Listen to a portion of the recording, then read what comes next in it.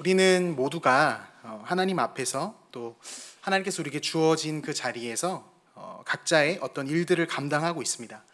학생은 공부라는 일을 하고 있고요. 자영업자들은 가게에서, 직장인들은 회사에서 일을 하면서, 또 주부들은 가사의 일을 하고, 아이를 키우는 어머니들은 육아의 일을 다 감당하고 있습니다. 저희 집에는 이제 막 무엇인가를 잡고 일어나려고 하는 7개월 된 아들이 있습니다. 이 친구가 얼마 전에는 뒤집기를 성공했고요. 또 얼마 전에는 기기 시작하더니 최근에는 일어서서 걸으려고 하는 것을 보여주고 있습니다. 그 모습을 보면서 제가 느끼는 것은 정말 너무나 신기하다. 그냥 그 존재 자체가 감동이다. 이런 마음들이 제 안에 있습니다. 또 동시에 그것만 보면서 느끼는 것이 아니라 그 아이가 그렇게 자라날 수 있도록 묵묵히 그 일을 감당하고 있는, 그 뒤에서 그 일을 감당하고 있는 그 어머니의 모습이 있다는 것을 보게 됩니다. 매일 하루에 밀려오는 참 수많은 일들이 있죠. 수많은 어떤 가사의 일들, 또 육아의 일들, 묵묵히 그 일들을 감당하는, 뒤돌아서면 다시 할 일이 보이는 그러한 일들이 있지만 그럼에도 끝까지 그 일을 감당하고 있는 그런 어머니의 모습 말입니다. 이 자리에 계신 많은 어머님들 계신데요. 어머님들은 정말 위대하신 것 같습니다. 존경스럽습니다. 아빠들은 결코 할 수 없는 그 일들을 하시는 것 같더라고요. 이처럼 우리는 그 모양과 내용이 다르지만 각자 감당해야 하는 일들을 매일 마주하고 있습니다. 오늘도 그 일을 감당하시고, 그렇죠, 다 감당하시고 또 이렇게 은혜의 자리에 또 은혜를 사모하는 마음으로 예배의 자리에 나오신 많은 성도님들이 이곳에 계십니다. 성도님께 제가 드리고 싶은 말은 이겁니다. 하나님 앞에서 오늘도 귀하게 살아내시고 계십니다.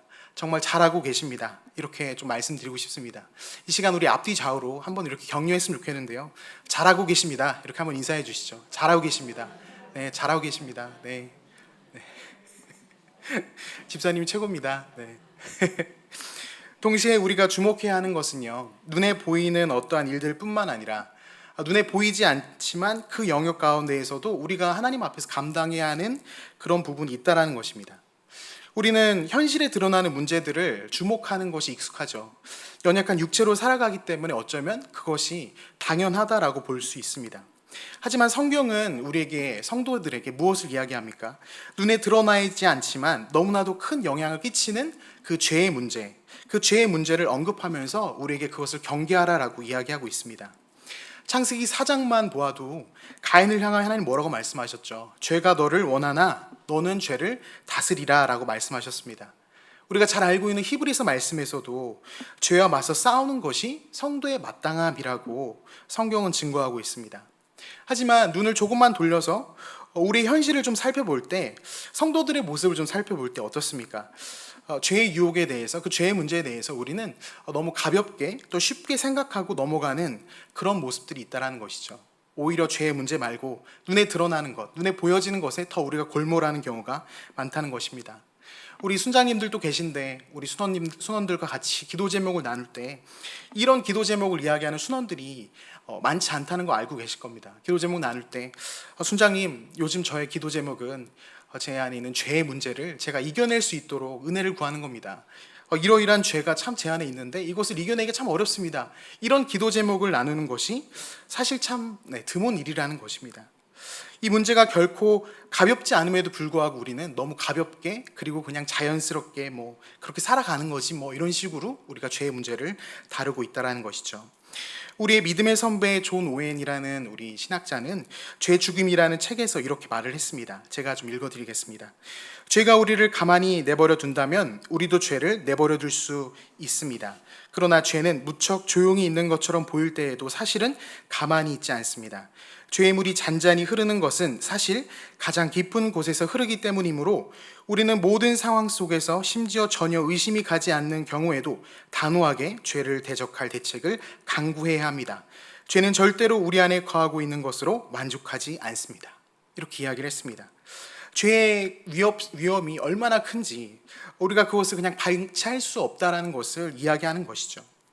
성도라면 마땅히 우리가 육체의 약함을 점검하고 확인하는 것처럼 우리 영적인 상태에 대해서도 검진하고 살펴봐야만 하는 것입니다. 그런 의미에서 오늘 본문에서 다윗이 죄 가운데 무너진 이 장면은 오늘날 우리에게 아주 좋은 청진기와 같은 그런 역할을 하게 될 것입니다. 다윗이 누구입니까? 우리가 너무 잘 알고 있죠. 하나님을 그토록 사랑했던 사람, 또 하나님이 그토록 인정해 주시고 사랑했던 사람, 수많은 찬양의 고백을 했던 그 사람, 바로 다윗입니다. 그러한 하나님의 사람 다윗이 어떻게 그 죄의 유혹 가운데 흔들렸는지 그 모습을 말씀은 우리에게 적나라하게 드러내주고 계십니다. 그 이유는 무엇입니까? 우리 또한 그와 같이 무너질 수 있다는 것입니다. 그렇게 위대하고 대단해 보이는 다윗도 무너졌으니 우리 역시 죄 가운데 무너지고 넘어지는 건 너무나 당연한 일이라는 것이죠. 다만 당연한 일이라고 해서 그것을 당연하게 여기는 것이 아니라 그렇게 넘어지지 않기 위해서 우리가 몸부림을 쳐야만 한다라는 것입니다. 우리는 오늘 다윗의 모습을 살펴보면서 그 위대한 하나님의 사람이 어떻게 죄에 빠지는지, 죄가 어떻게 그를 삼킬 수 있었는지를 좀 살펴봤으면 좋겠습니다. 어떤 사람들은 오늘 본문을 향해서 다윗이 이렇게 죄에 무너지는 모습을 보면서 밧세바를 가늠한 이 사건을 가리켜서 다윗이 성적으로 유혹될 만큼 이 밧세바의 미모가 출중했다라고 이야기하는 사람들도 있습니다. 혹은 밧세바가 고의적으로 이런 다윗을 유혹하려고 했다라고 말하는 사람들도 있습니다. 이 본문을 바라보고 해석하는 여러 가지 어떤 견해인 것이죠. 하지만 성경이 증거하는 상황은 그렇지가 않습니다. 그런 내용들을 이야기하고 있지 않습니다. 오늘 본문에 대해서 우리가 조금 더 정확하게 살펴보기 위해서는 바로 앞에 등장하는 사무엘하 11장 이전 5장에서 10장까지의 어떤 사건들이 있었는지를 우리는 좀 확인해 봐야만 합니다. 그 기간은 다윗이 굉장히 오랜 시간 동안 끌어왔던 그 사울의 집안 간의 그 권력 싸움을 이제 다 끝내고 왕권을 안정화하는 시기가 바로 사무엘하 5장에서 이제 쭉쭉쭉 이어지는 장면들입니다. 그런데 왕권을 안정화한 다음에 끝난 것이 아니라 그 시기에 이스라엘을 부강하게 만들기 위해서 다윗은 여러 주변 나라들과 싸움을 하게 됩니다. 그런데 싸움을 하러 나갈 때마다 하나님께서 은혜를 주셔서 다윗이 승리를 경험하는 것입니다. 사무엘하 5장에서 10장까지의 다윗의 스토리를 보면은 어쩌면 다윗의 전성기를 보는 듯한 모습이 막 드러나고 있습니다. 몇몇 말씀을 좀 갖고 왔는데요. 그가 얼마나 하나님께 은혜를 입었는지 사무엘하 5장 10절 말씀인데요. 같이 한번 읽어보도록 하겠습니다. 사무엘하 5장 10절입니다. 시작. 만군의 하나님 여호와께서 함께 계시니 다윗이 점점 강성하여 가니라. 말씀 나오죠? 네, 그 다음에 7장 1절입니다. 같이 한번 읽어보겠습니다. 시작. 여호와께서 주의 모든 원수를 무찌르사 왕으로 궁에 평안히 살게 하신 때에. 네, 사무엘하 8장 14절은 제가 한번 읽어보겠습니다. 다윗이 에돔의 수비대를 두되 온 에돔의 수비대를 두니 에돔 사람이 다 다윗의 종이 되니라. 다윗이 어디로 가든지 여호와께서 이기게 하셨더라. 5장, 7장, 8장 쭉쭉쭉 우리가 말씀 읽었지만 하나님께서는 다윗에게 엄청난 은혜를 부어주셨습니다. 어디를 가든지 다윗은 강성했고요. 누구와 싸우든지 다윗은 승리했습니다. 여호와께서 그를 이기게 하셨죠. 그래서 그가 명성을 얻고 어떤 이스라엘의 위험이 서고 어떤 이런 모습들, 사무엘하 11장까지 그를 따라다녔던 이 다윗의 수식어는 무엇이냐면 하나님의 은혜를 입은 자라는 것입니다. 자신만만한 것이죠. 누구와 싸워도 이길 수 있는 것입니다. 명성을 얻었습니다. 그런 다윗의 모습이죠. 하나님께서는 그에게 은혜를 주셔서 그를 높은 자리에 올리셨습니다. 하지만 참 재밌는 것은 그 높은 자리에 올라섰던 다윗이 바로 그 높은 자리에서 무너짐을 경험하게 된다는 것입니다. 하나님의 은혜로 가장 높은 자리에 올라섰을지라도 하지만 다윗의 무너짐의 시작은 바로 그때부터라고 성경은 우리에게 이야기하고 있습니다. 그 말은 즉 높이 올라갔을 때 하나님 은혜를 경험하고 하나님 은혜 가운데 넉넉히 살아내고 있을 때 그때는 죄의 유혹에 넘어지지 않는 것이 아니라 오히려 그때가 가장 위험할 수 있다라는 것입니다. 은혜 없음의 상태가 아닌 오히려 베풀어 주신 은혜를 누리는 가운데 다윗은 어쩌면 그가 겸손하지 못한 그 교만함으로 그가 하나님의 은혜 가운데 감사함으로 또 하나님이 나를 이렇게 인도해 주심에 대해서 하나님 앞에 낮춰서 하나님을 경배하고 예배하는 모습으로 나아갔어야만 하지만 그러지 못하였기 때문에 그의 무너짐이 시작되었다라는 것입니다. 오늘 본문 1절 2절 말씀인데요. 제가 한번 읽어보도록 하겠습니다. 1절 2절 말씀인데요. 그 다음에 봄에 왕들이 출전하는 때가 되자 다윗은 요압에게 자기의 부하들과 온 이스라엘 군인들을 맡겨서 출전시켰다. 그들은 암몬 사람을 무찌르고 랍바를 포위하였다. 그러나 다윗은 예루살렘에 머물러 있었다. 저녁 때에 다윗이 그의 침상에서 일어나 왕궁 옥상에서 거닐다가 그곳에서 보니 한 여인이 목욕을 하는데 심히 아름다워 보이는지라. 어떤 다윗의 이 내적인 여유로움, 그의 어떠한 그 교만함의 모습이 드러내는 그 모습을 잘 드러내는 장면이 오늘 본문 1절에서 2절에 드러나고 있다는 것입니다. 이스라엘 군대는 지금 전쟁을 하러 나아갔습니다. 암몬과 전쟁을 하러 나간 그 상황에서 다윗은 지금 어디 있습니까? 세 번역으로 나와 있는 그 방금 제가 읽은 말씀에서 보면 그러나라는 말을 하면서 다윗은 전쟁터에 있는 것이 아니라 그가 바로 예루살렘 궁에 있었다라고 이야기하고 있습니다. 홀로 왕궁에 남아 있었던 것뿐만이 아니죠. 왕궁에 남아 있고 그는 너무너무 여유롭게 너무너무 아주 편안하게 낮잠을 늘어지게 자고 일어나서 그가 일어난 그 낮잠을 자고 일어난 시간대가 저녁 무렵이라는 말씀을 하고 있다는 것입니다. 병사들은 생사가 오가는 전쟁터에서 그 전쟁을 치르고 있는데 다윗은 지금 아무런 염려나 그런 전쟁에 대한 어떤 걱정이나 이런 것들은 아무것도 없는, 조금도 그런 모습이 보이지 않는, 마치 자신은 그것과는 아무런 상관없이 어떤 영적인 우월함과 어떤 교만함의 모습으로 그는 그 자리에 있었다라는 것입니다. 바로 이러한 영적인 교만함 속에서 다윗은 이제 죄의 유혹 가운데 넘어지게 되는 것이죠. 2절 말씀을 제가 읽었지만 2절 말씀을 자세히 살펴보면은 다윗이 어떻게 그 목욕하는 여인에게 마음을 빼앗기는지, 그 마음이 바뀌어가는 모습을 다윗의 어떤 시각적인 어떤 그 모습을 통해서 알려주고 계십니다. 2절 말씀에서 보이는지라라는 다윗이 보고 있는 어떠한 모습을 말씀을 통해 증거하고 있는데요. 첫 번째 다윗이 보니라는 이 표현은 밧세바를 향해서 어떤 음욕을 품고 그 여인을 향한 어떤 음욕을 가지고 바라보는 시선은 아니었습니다. 첫 번째 봤던 보니라는 이 표현은 아무런 의도 없이 그냥 시야에 들어와서 봤던 보니라는 것입니다. 우리 집사님들께서 아마 아파트 사시는 집사님들은 다 경험하실 겁니다. 열심히 설거지를 하다가 고개를 딱 들었을 때 또 맞은편 건너편에 있는 이제 아파트에서 운동하시는 분들 가끔 보이시지 않습니까? 가끔 설거지 하시고 이러시다가 앞을 봤을 때 앞동 사는 사람들의 모습이 그냥 눈에 들어오는 것이죠. 바로 이러한 보니인 것입니다. 어떤 의도를 가지고 보는 것이 아니라 그냥 눈에 보여지는 것. 하지만 두 번째 이 다윗의 시각적인 변화에서 보이는지라라는 이 표현은 앞서의 그 보니와는 전혀 다른 말의 의미를 갖고 있습니다. 말씀은 보이는지라라고 표현하고 있는데 무엇이 보이고 있는 거죠?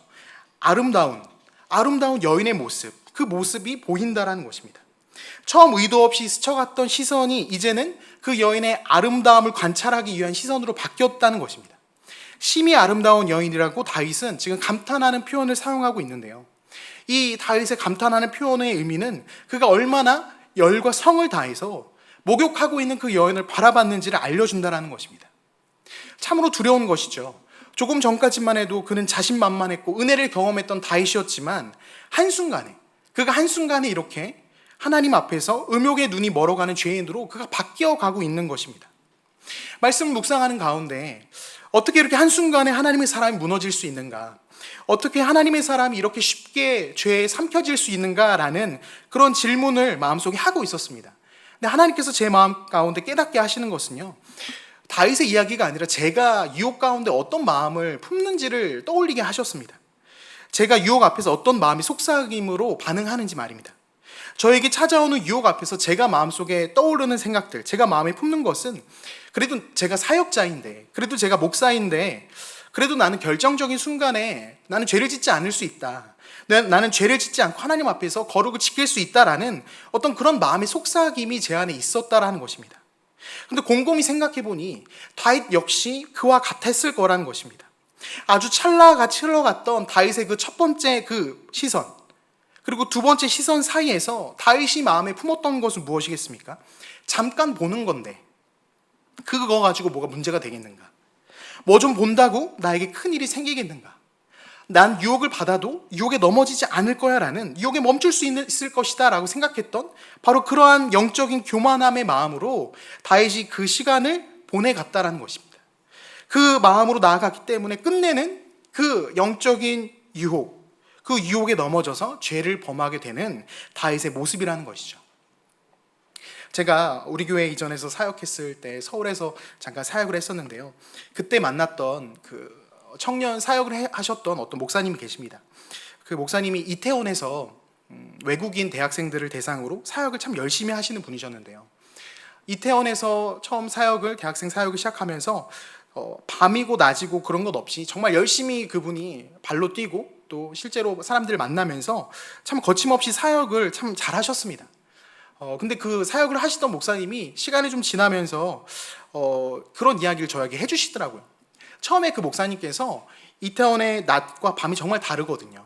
근데 낮에 거침없이 사역을 하고 밤에도 뭐 나에게 거리낄 게 있겠는가, 어떤 그런 나를 유혹하는 것들이 있을지라도 나는 유혹에 넘어가지 않을 것이다 라는 마음으로 밤에도 거침없이 사역을 하셨다고 이야기를 했습니다. 근데 시간이 지나면서 목사님께서 마음을 좀 바꾸셨다라고 이야기하시더라고요. 난 유혹에 넘어지지 않을 거야 라는 그 생각이 하나님 앞에서 교만이었다라는 이야기를 하시는 겁니다. 그래서 이 목사님이 나중에는 밤에 이태원의 거리를 걸으면서 사역을 하실 때 마음속으로 기도를 하시면서 시선은 땅을 향하고 앞에를 보는 것이 아니라 나를 유혹하는 대상들에게 눈을 빼앗기고 마음을 빼앗기는 것이 아니라 기도를 하면서 시선을 땅으로 향하고 그 사역의 자리를 지켰다라는 이야기를 해주셨습니다. 어떤 의미가 있습니까?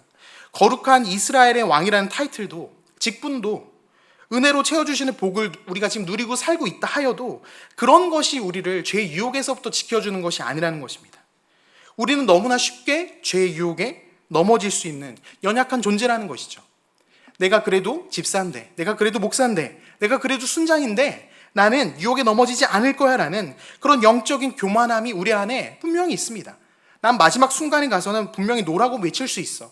그 유혹이 다가와도 나는 끊어낼 수 있어 라는 그러한 내 안에 영적인 교만함이 있지만 그 교만함에 속아 나 자신을 자칫 죄의 자리로 이끌어가는 모습들이 우리 안에 너무나도 많이 있을 수 있다는 것입니다.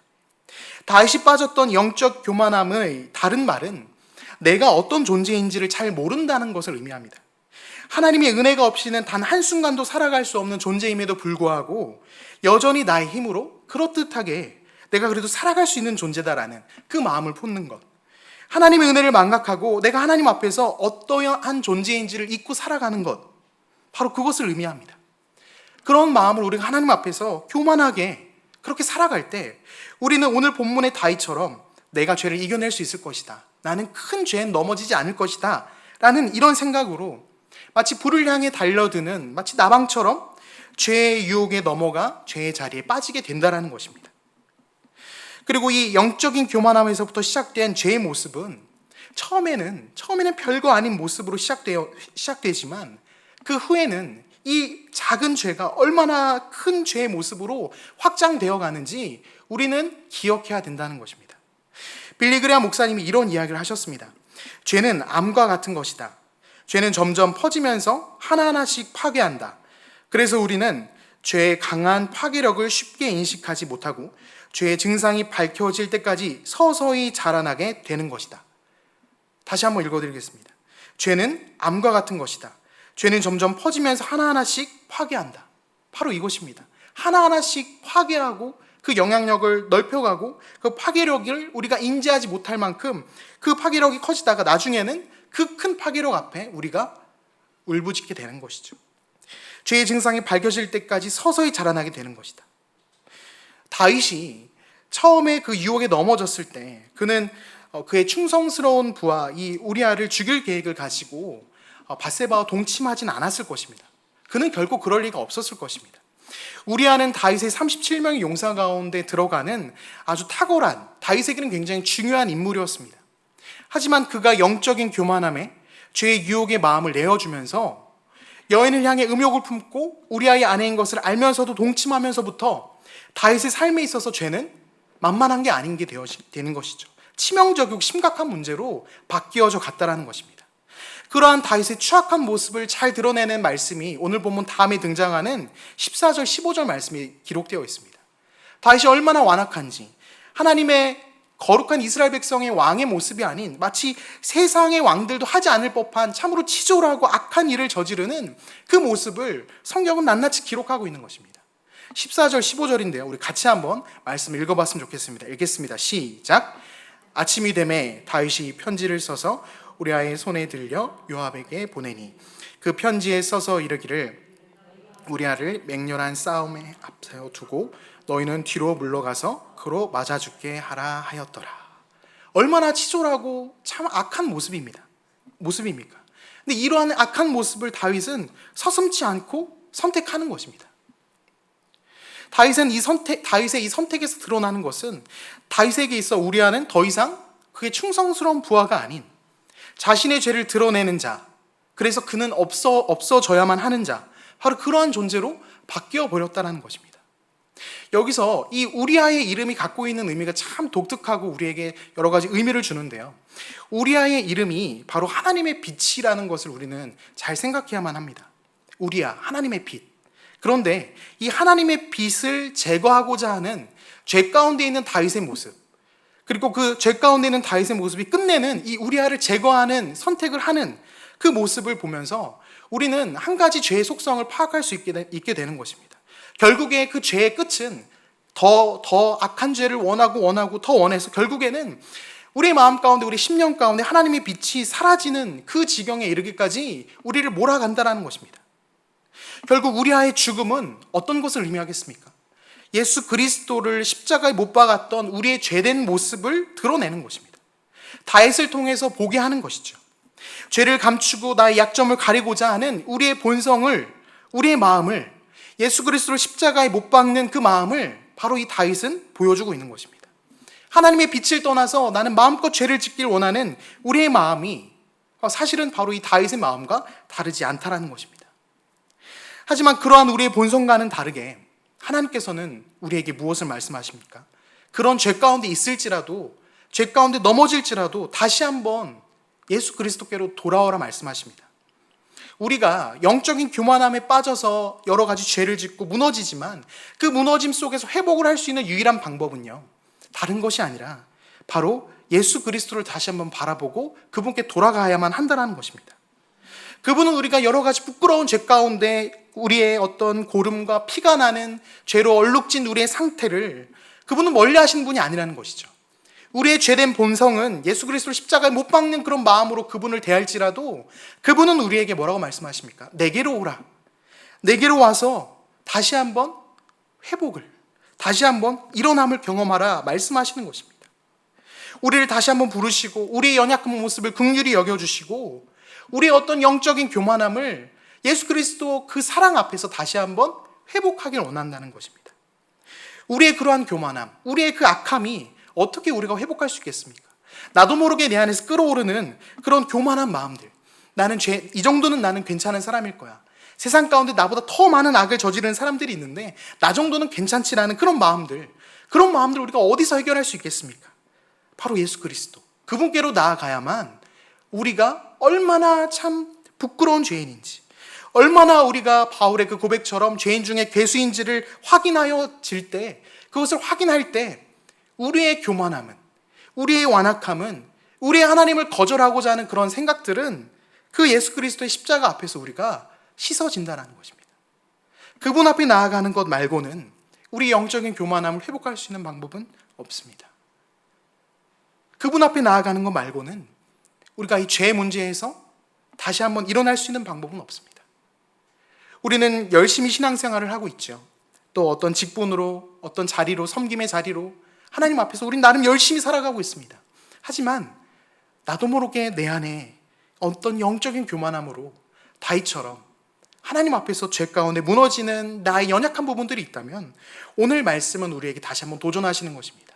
그 죄 가운데 머물러 있지 말고 예수 그리스도께로 돌아오라.